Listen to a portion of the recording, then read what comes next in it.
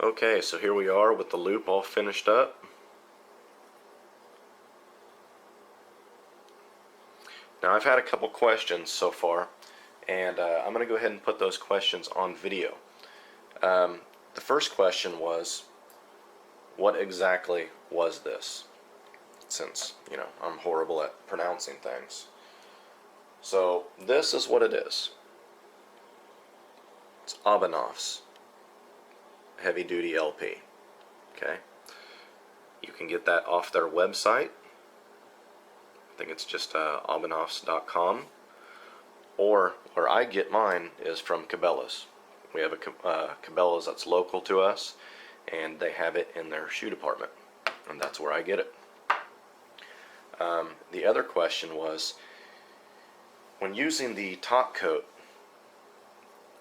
is that top coat going to last since we applied the Abanovs first? And my answer to that is, I cannot answer that 100%. This is something that I have been experimenting with for a couple months now. Now during that couple months, I have had 0 problems. It has held up like a champ, and I have had 0 complaints. So honestly, I do believe it is just fine doing it in that sequence. A lot of people will put the top coat on first, and I'll tell you why I have experimented with putting this on first prior to the top coat. Is in a lot of situations when you go messing with leather, you will find light and dark spots in your leather, and those spots generally do not show up very well until you apply a top coat.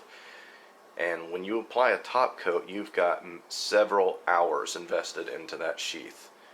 So when you wipe that top coat on, and all of a sudden there's a light spot in that sheath, and it just looks horrible, there's nothing, you can't do anything at that point. You have to start over.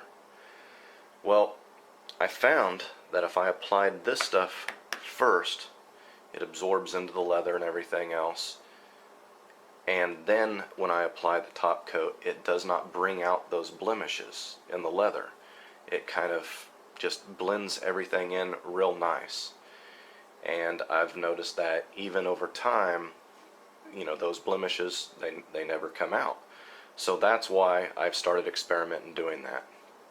But like I said, I've only been doing that for a couple months, but I have not had any problems. But anyway, let's move on. Okay, the glue has dried, so let's go ahead and sand this down, so that way we can go ahead and mark our stitch holes and get this thing stitched up.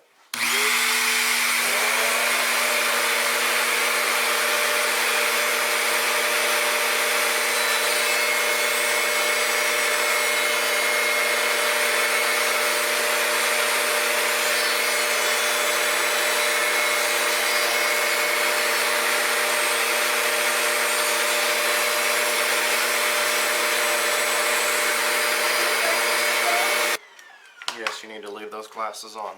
Seriously? Yeah, seriously, because I'm not done. Okay, so we're going to put on this here. It's about a 600 grit stone, and we're going to finish up that sanding with it. Should come out really smooth. And since I'm doing this in the house, my faithful partner in crime, my wife and daughter, are helping me.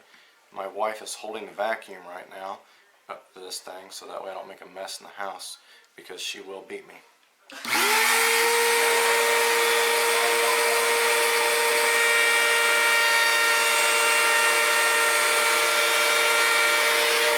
Alright, so we're done.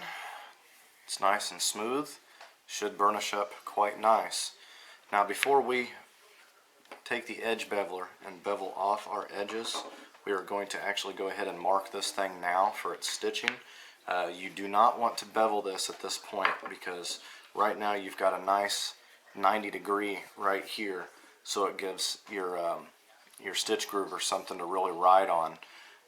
If you put, this edge beveler on here and bevel off that edge, this will have a tendency to roll up on it and not really leave a good straight line.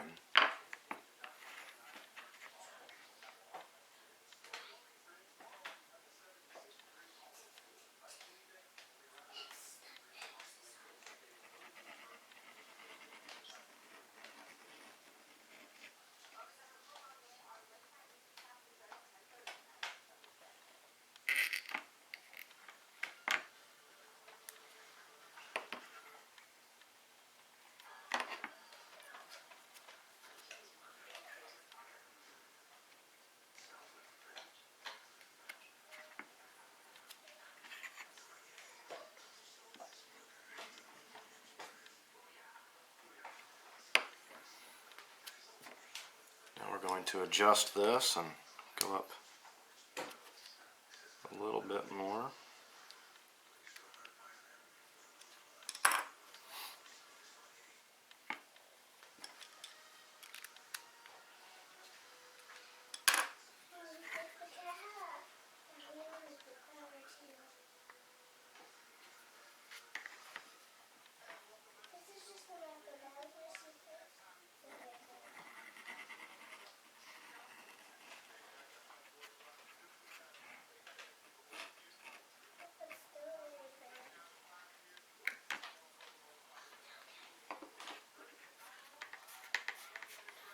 Okay, now that we've done that, now you can go ahead and bevel off your edges.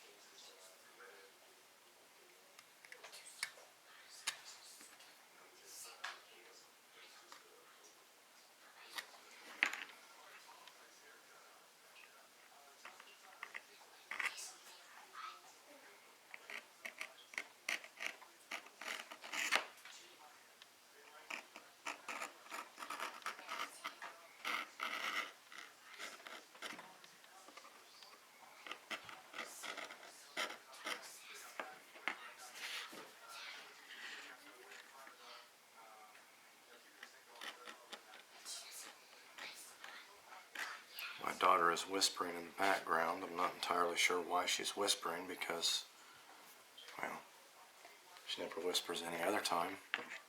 Do you, little nerd? Dad! Yeah, I told on you. Alright, so now all I'm going to do is I'm going to get a little bit of water and a small paintbrush. I'm actually going to wet these stitch grooves real quick.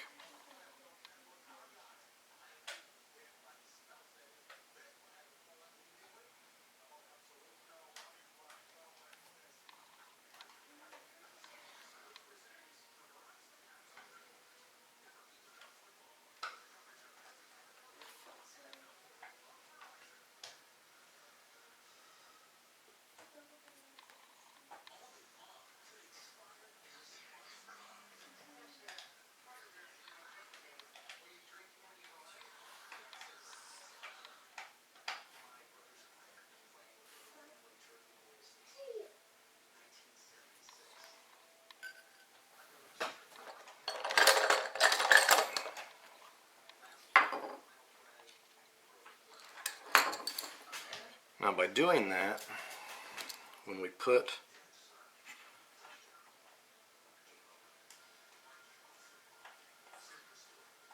our stitching wheel on here and we actually run it on here, it will actually leave an impression, one that will be noticeable and we'll be able to see.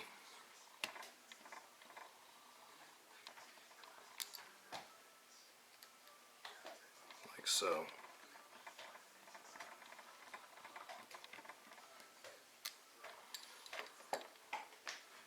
Now I'm just going to repeat and do that on that second stitch line. Okay, so what I've done is I've basically just taken my Dremel tool and put it on this workstation here just like I did when I was sanding this thing, and now in essence it's nothing more than a drill press.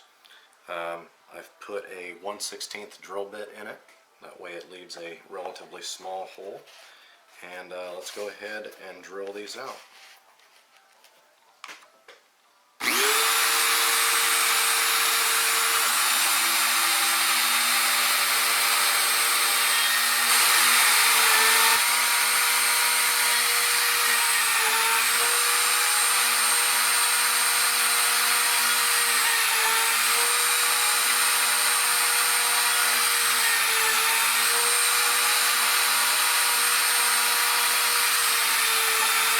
After we're done, we're left with some nice holes.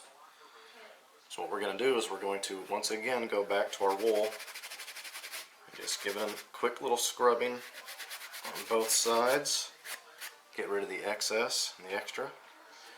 I actually can't tell you how often you're going to use this piece of scrap wool, and you don't burn through this stuff, okay? I've had this one piece of scrap wool for like 2 years. So, I mean, you use it all the time and you don't burn through it. Okay, so now we're going to go back to our brush, and we're actually going to brush in where we've punched our holes and everything else with some dye.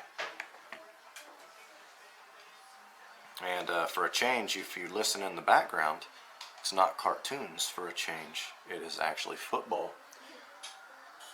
And gosh dang it.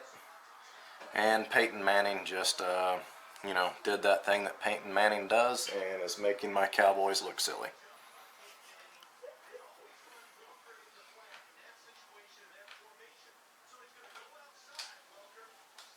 So all you Denver fans out there, I tell you what, Manning is on fire this year.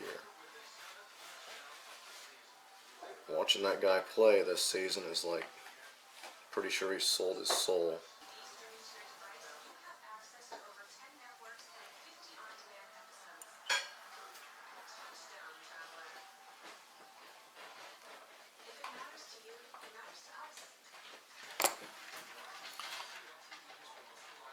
Alright, so I went ahead and stitched that first part right there, and I'm going to do my best to attempt to show you how to stitch this part right here. It's kind of been my Achilles heel when it comes to tutorials, is actually showing a good, having a good video showing exactly how I do that stitching. But like I said, I'll do my best. But before I move on, I'm going to go ahead and take my stitching wheel here, and I'm just going to set the stitch just by running it back and forth. It just kind of sets it down in there just a little bit, makes it look a little bit nicer. Okay, so a problem a lot of people have is actually threading the needle eye. Let me show you a trick real quick. You'll just take your stylist, okay? One of these things here. You're going to simply take it and smash your end. Just like that.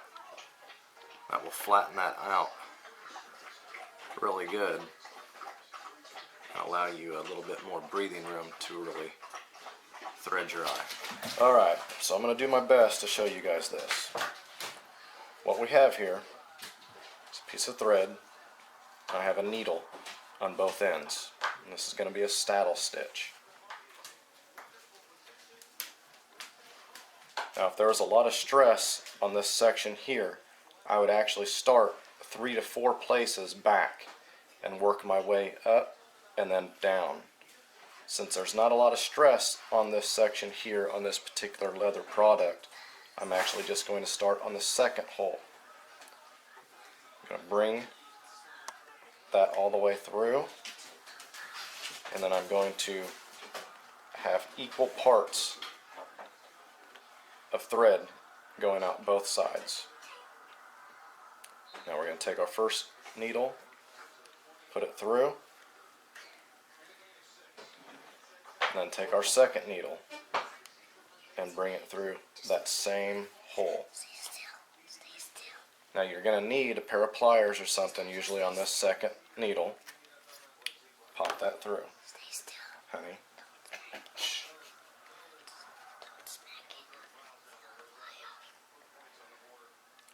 Now we're going to repeat that all the way down. So we're just going to go take one needle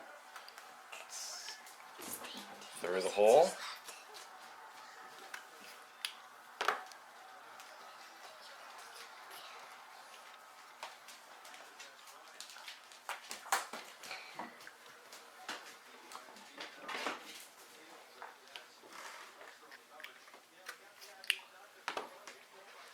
And each time I pull this through, you're going to want to grip both sides and give it a tug.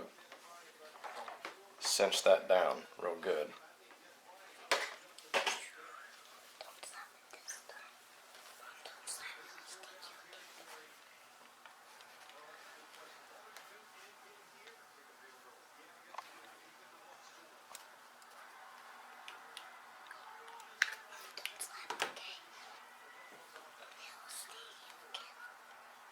What are you playing with that you're not supposed to slap?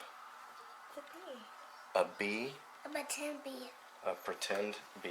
Okay.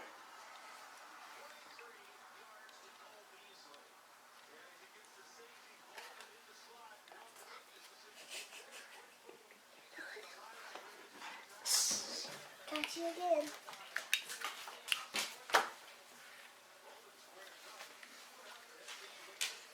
Okay, now you can obviously see this is going to take a little bit of time. And I'm not going to sit here and show you the entire process down. But once we get down to the back, or this top side here, I'll come back and show you what we're going to do at that point. Okay, now we have reached the top. All we're going to do is we're going to continue the saddle stitch in reverse now, okay? We are going to go down 3 places.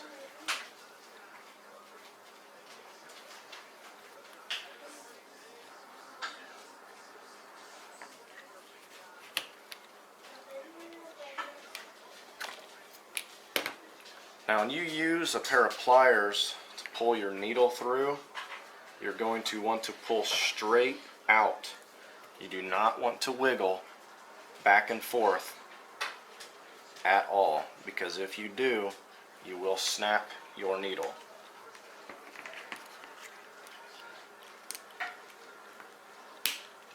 Straight up.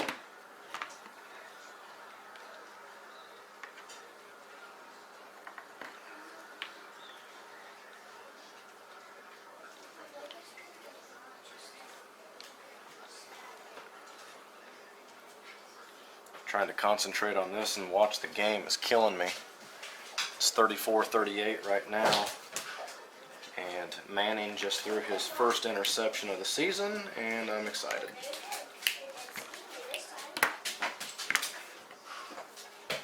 Maya, settle down.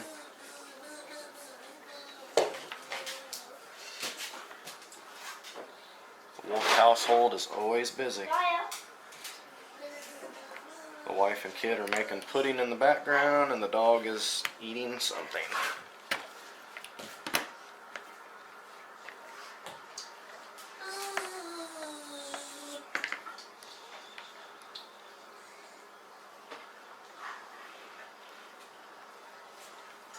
Oh, touchdown, Dallas. Yeah. 39-38 Cowboys. Go, boys. Good girl.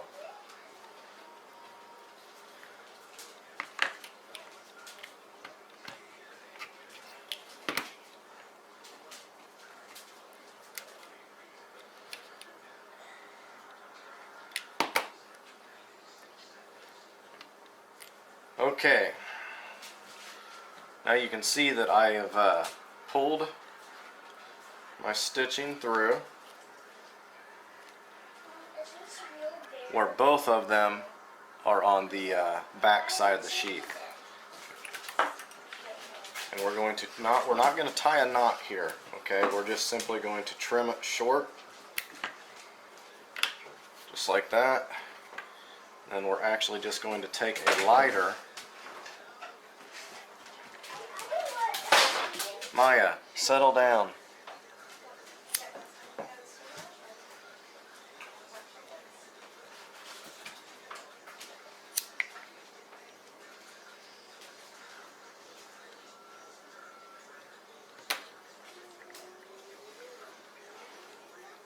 Singe them just like that.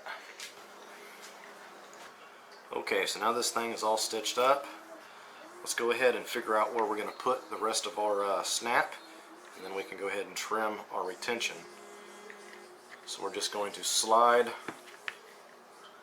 our hawk head in there, and we're going to pull this over. And we're going to pull it tight. Okay, we want it tight.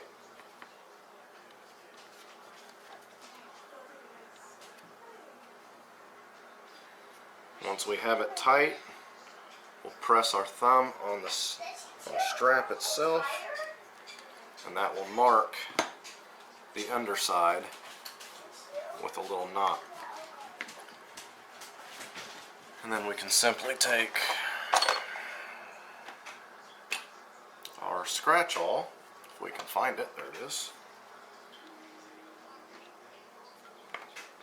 Mark that there. And we'll just punch that out, and that's where we're going to put our snap.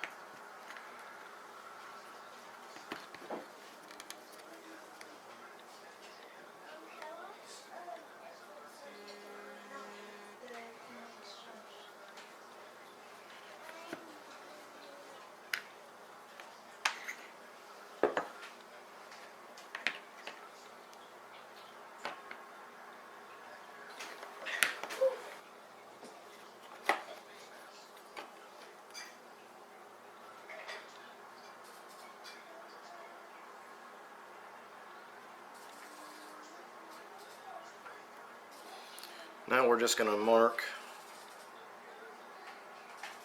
whatever it is that we desire the excess to be. I think I'm going to go ahead and we'll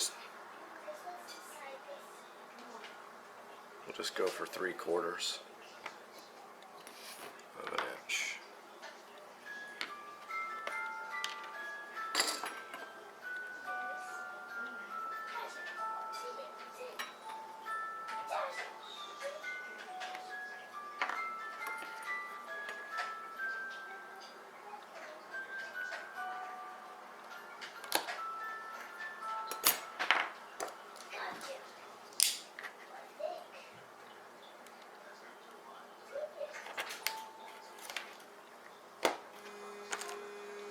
My phone is blowing up right now. Everybody's probably wanting to talk about the game.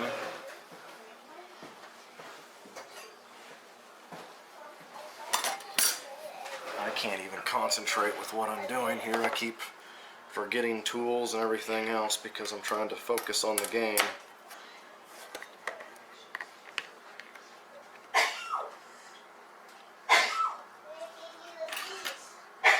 And that is my wife and her very strange sneeze. Hopefully that got caught on camera.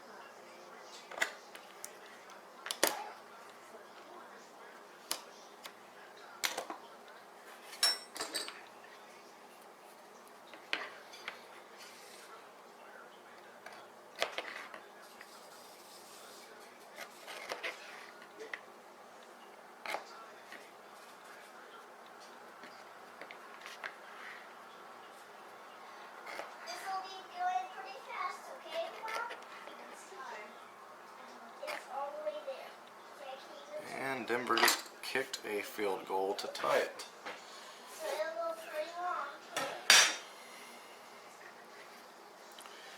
Okay, so exactly how I set that snap there, I'm going to repeat that process with this snap right here. The only difference is I am actually going to, like I said, I keep forgetting tools because I'm trying to focus on the game. I'm actually going to use one of these. I'm going to set that in there, just like that. Put that in there, set that on there, and then follow the exact same procedure as what I used for that snap right there.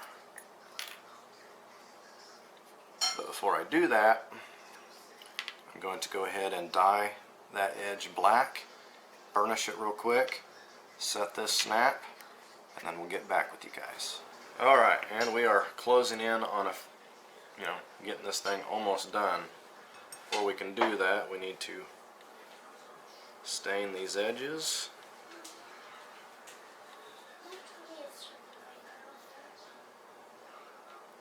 And burnish it up.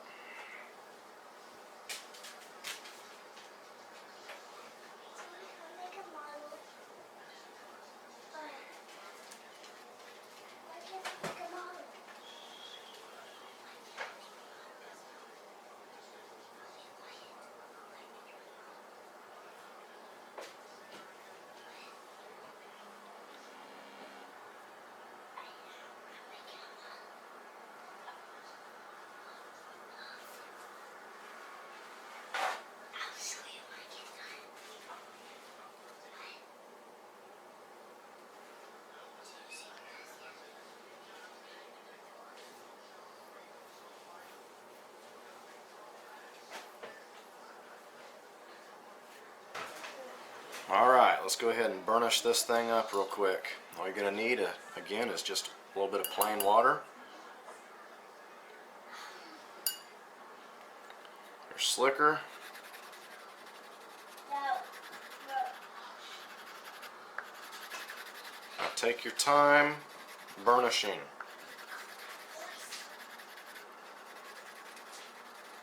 If you don't properly burnish your sheath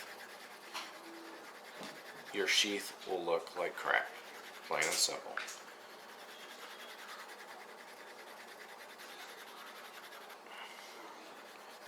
You have to put in the elbow grease.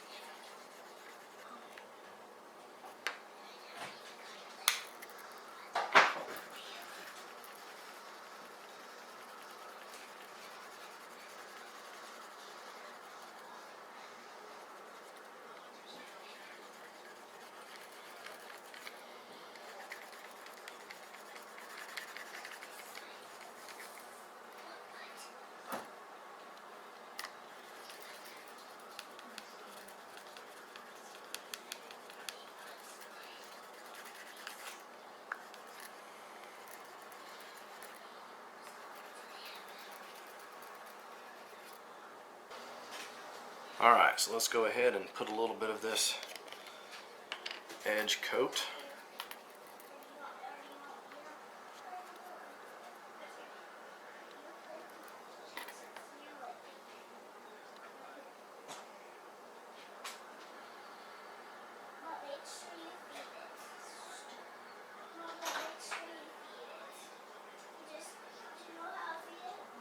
In case you were wondering, the score is 48-48 with roughly 3 minutes to go.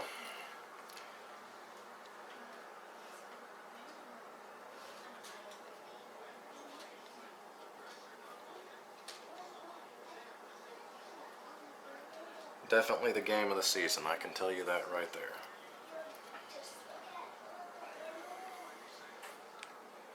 Win or lose, it was a great game.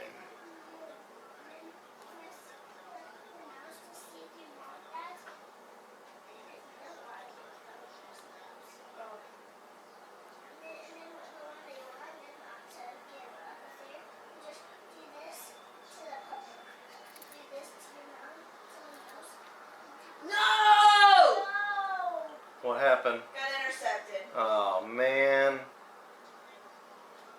Ah. With 1 minute and 57 seconds left.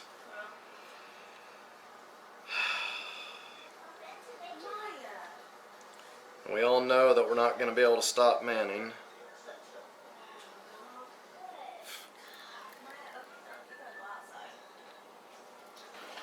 Alright guys, well, I've got good news and I've got bad news. The bad news is the Cowboys just lost with 2 seconds left on the clock, 50-48. But good news is we are all done. So now we are just going to go ahead and wipe it down one more time. Make sure it's all oiled up real good. And we'll put it in the hock for the first time and see how it looks. Alright, so here we are, guys. Alright, so here we are, guys. Final product all done.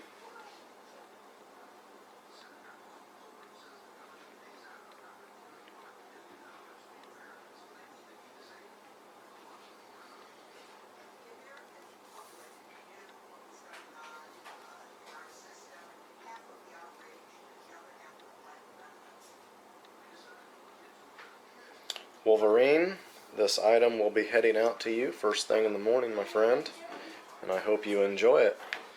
Also, Kagan, if you're watching, I have also finished your belt pouch, and your belt pouch will be heading out first thing in the morning as well. Well guys, I hope you have enjoyed this short series on how to make a cover and loop for your tomahawk.